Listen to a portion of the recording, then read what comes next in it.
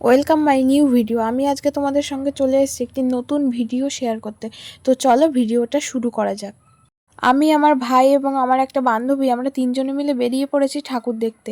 ও তোমাদের তো বলাই হলো না কোথাকার ঠাকুর দেখতে। আসলে আমার বাড়ি মসলানদুপুর। আর যারা মসলানদুপুরের আশেপাশে থাকো তারা নিঃসন্দেহে জানো যে মসলানদুপুরে কালী পুজোটা একটু বড় করেই হয়। আমরা প্রথমে যে প্যান্ডেলটা চলে এসেছি সেটি তোমাদের ঘুরিয়ে দেখাই। আস্তে আস্তে আমরা প্যান্ডেলের ভিতরে ঢুকছি। তো দেখো প্যান্ডেলটা কেমন হয়েছে এবং কমেন্টে জানিও। আমি আবার নতুন করে ভিডিও করা শুরু করেছি। তো নতুন করে কেন ভিডিও করছি তোমরা হয়তো ভাবতে পারো যে নতুন করে ভিডিও করা শুরু করেছি কেন বলছি। আসলে আমার এর আগে একটা ইউটিউবে চ্যানেল ছিল, যে চ্যানেলটা ভিডিওতে কপিরাইট পড়ার ফলে নষ্ট হয়ে গেছে। আসলে কি, আমরা যখনই রিলস টাইপের ভিডিও ছাড়ি তখন তো ইউটিউবার বোঝে না যে এটা আমাদের রিয়েল ভিডিও নয়, কারণ ইউটিউবে রিলস টাইপের ভিডিওগুলো গানগুলো সব একই হয়। যে কারণে আমি নিজেও জানতাম না, আমার এই বিষয়ে কোনো এক্সপিরিয়েন্স ছিল না।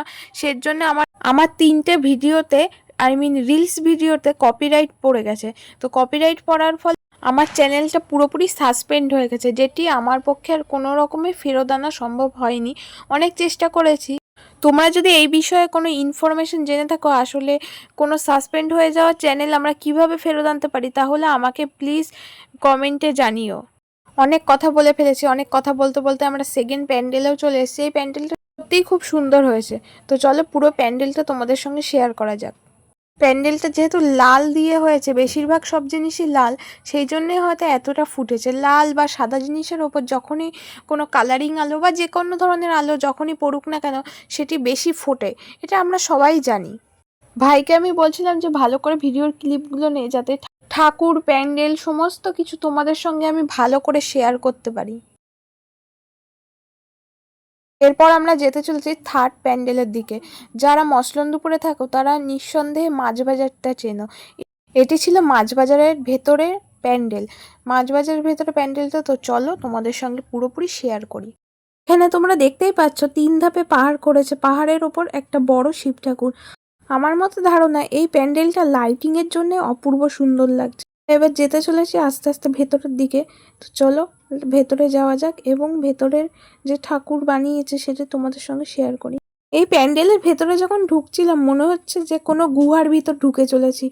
আর প্যান্ডেলের ঠাকুরটা এতটাই নিচে বানিয়েছে, মনে হচ্ছে কোনো গুহার মধ্যে প্রবেশ করছি। সেটি তোমরা ভেতরটা দেখলেই বুঝতে পারবে। পুরো চারিদিকটা গুহার মতো। আর যে দেখতে পাচ্ছ কালী ঠাকুর বসে আছে, কালী ঠাকুরটা গুহার মধ্যেই বসে আছে। এরপর আমরা যেতে চলেছি নেক্সট প্যান্ডেলে। তো চলো নেক্সট প্যান্ডেলটা দেখা যাক। কি পরিমাণ লোক তোমরা দেখতেই পাচ্ছ, মানে রাস্তায় প্রচণ্ড ভিড় ছিল। সেই ভিড় ঠেলে লাইন শেষ করে অবশেষে আমরা এখন প্যান্ডেলে ঢুকছি। তো চলো পুরো প্যান্ডেলটা দেখা যাক।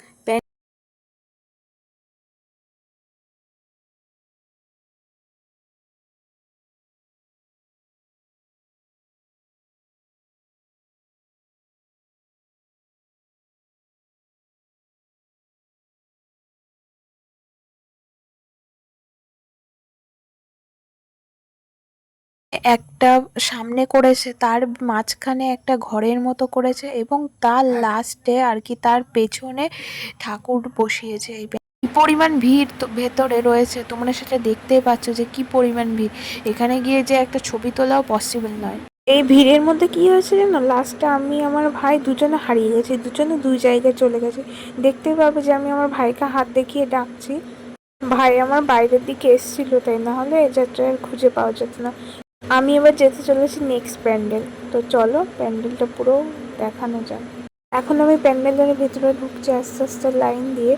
প্যান্ডেলের ভেতরে ঢুকেই মনে হবে যেন কোনো মেলায় ঢুকছি। দেখো তোমরাই বুঝতে পারবে যে এত পরিমাণ লোক এক জায়গায় দাঁড়িয়ে আছে, মনে হবে কোনো মেলার ভিতর প্রবেশ করছি।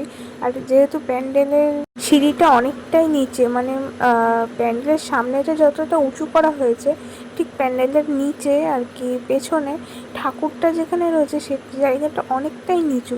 সেক্ষেত্রে মনে হচ্ছিল যে ওপর থেকে যখন আসছি মনে হচ্ছে কোনো বন্দি দশার মধ্যে আটকে রাখা হয়েছে। আগের কালে যেমন রাখা হতো, কোনো বন্দি করে রাখা হয়েছে কিছু মানুষকে। কালী ঠাকুরটা না আমার পার্সোনালি ভালো লেগেছে, কারণ আমার মতে বলে কালী ঠাকুর হবে ভয়ঙ্কর, যাকে দেখলে শত্রুরা কেঁপে উঠবে। আমি চলে এসেছি নেক্সট প্যান্ডেলে। মনে হচ্ছে কোনো পাতা লতায় ঘেরা কোনো বন জঙ্গলের ভেতর আমি প্রবেশ করছি আস্তে আস্তে। তো চলো এই প্যান্ডেলটা তোমাদের সবাইকে দেখানো যাক। প্যান্ডেলটাতে প্রকৃতির সৌন্দর্যকে তুলে ধরা হয়েছে।